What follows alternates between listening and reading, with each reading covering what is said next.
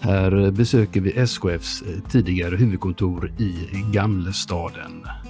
Den genomgår nu en omfattande förvandling och kommer att bli kallad East Square, en modern kontorsmiljö. Spännande. Vi kan se att kontoret får åtminstone 6 nya våningar.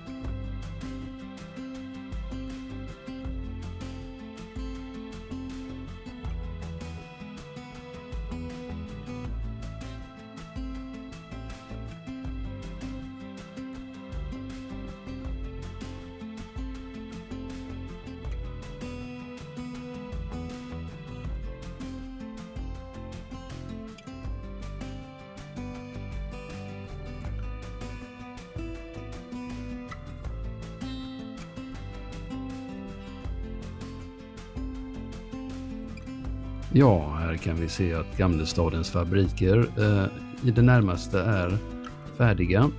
Det ser prydligt ut. Återstår bara den grekiska delen.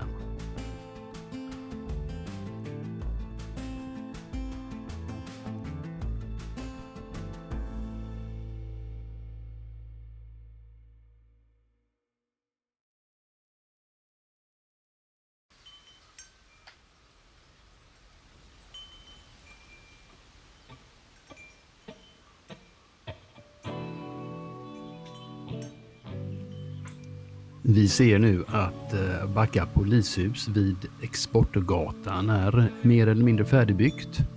Jag pratade med en snäll polis som informerade mig om att det ännu inte är ett skyddsobjekt. Dröna på!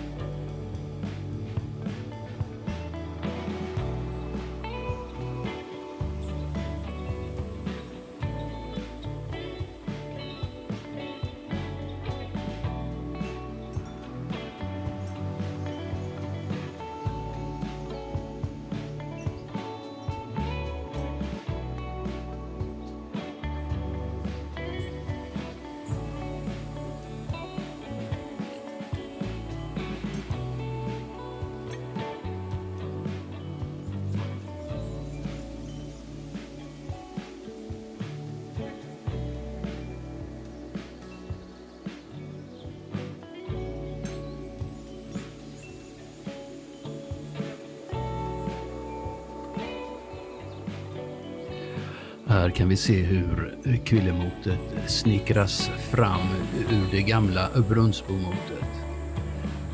Jag läser innantill på Trafikverkets sida. Lundbyleden är en av Sveriges äldsta motorvägar och länkar samman E6, E20 och E45 med väg 155 till bland annat Göteborgs hamn, bostäder och industrier i Torslanda samt Öckerö kommun. Lundbyleden behöver anpassas till den pågående förtätningen, så sagt. I Brunnsbo planeras för en ny pendeltågsstation, Brunnsbo station, där Bohusbanan byggs ut till ett dubbelspår. Detta ska då bli en knutpunkt med god koppling till kollektivtrafiken på Hisingen. Hela härligheten ska stå färdigt 2030, minsann.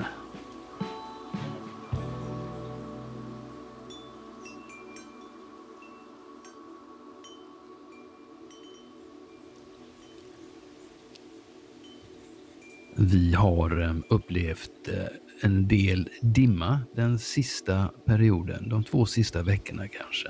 Det kan vara väl så trevligt att fånga på bild.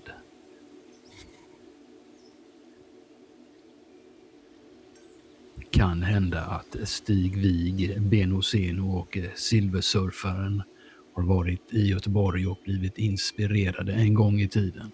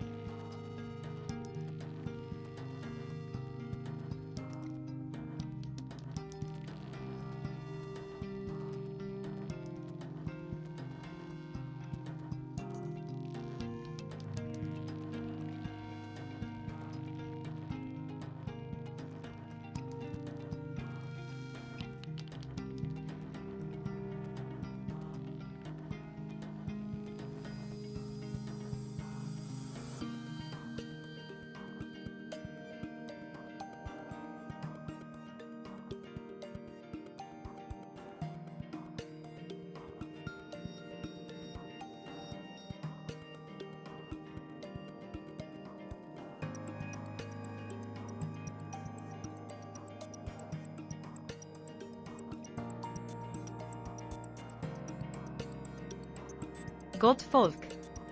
Trots att mitt försök med AI-röst var en rungande succé prövar vi med min riktiga röst istället.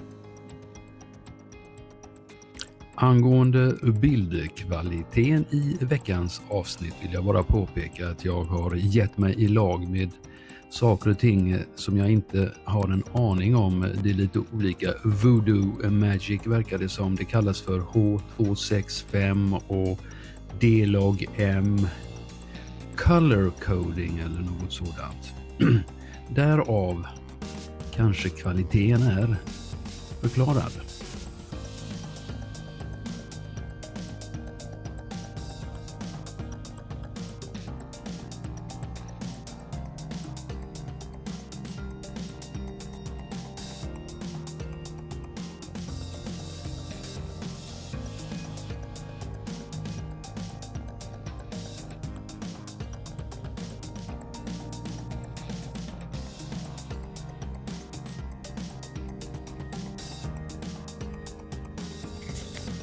Ja, så här från ovan kan ju allting se väldigt prydligt ut.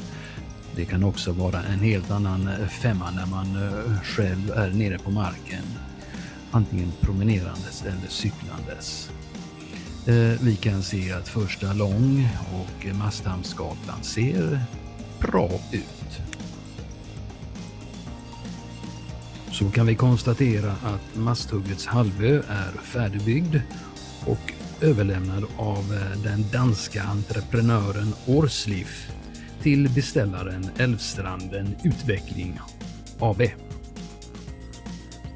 Ja, eftersom själva grunden till halvön är färdigbyggd verkar vi inte ha några arbetare på plats, och då tycker jag att vi kan med gott samvete glida över arbetsplatsen och kika ner i en av de spännande pölarna de har lämnat efter sig. Vi ser spännande pålningar och drar slutsatser därutav.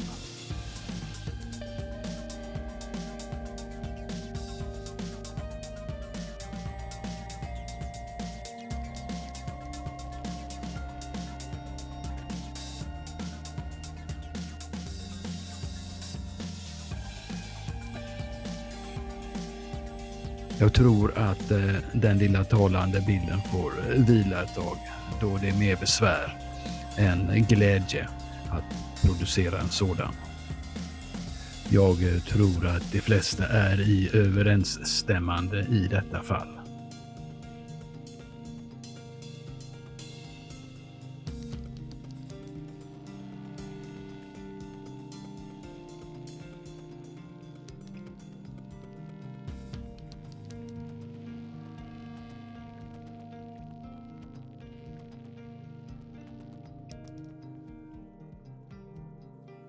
Vi tittar också på intressant dimma.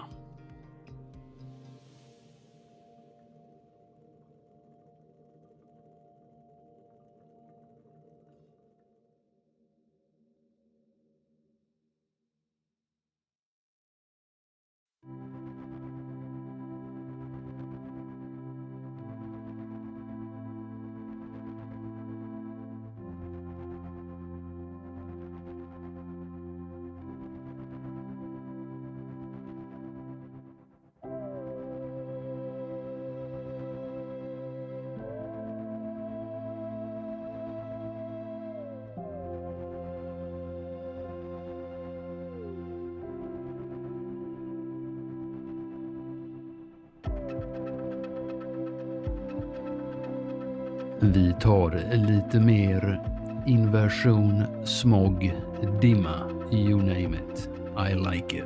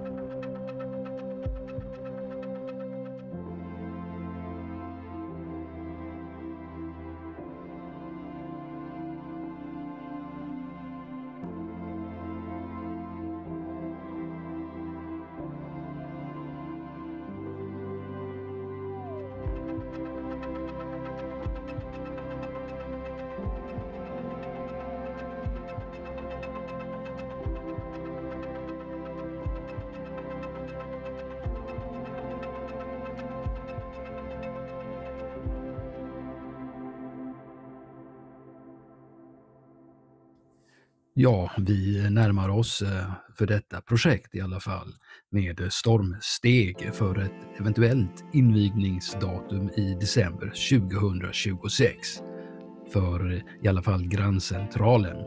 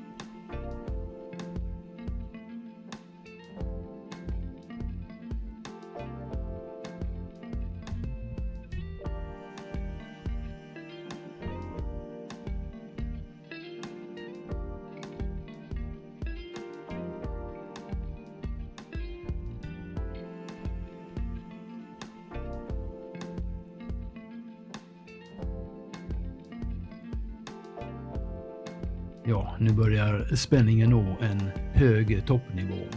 Här vid Västlänkens norra entré in i Gullberget kan vi ana att rälsen snart kommer att sättas ihop. Detta signalerar att en eventuell öppning av Granncentralen kan vara möjlig senare i december i år.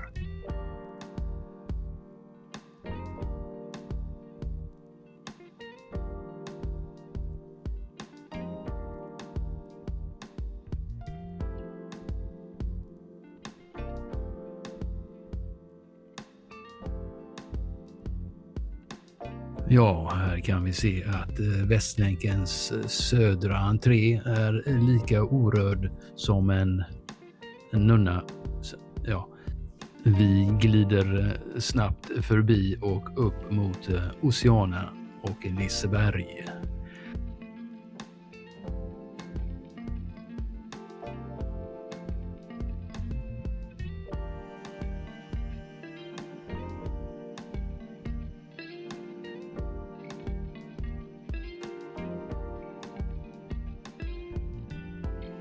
Vattenkanorna monteras en efter en och jag hoppas att det monteras varligt denna gång.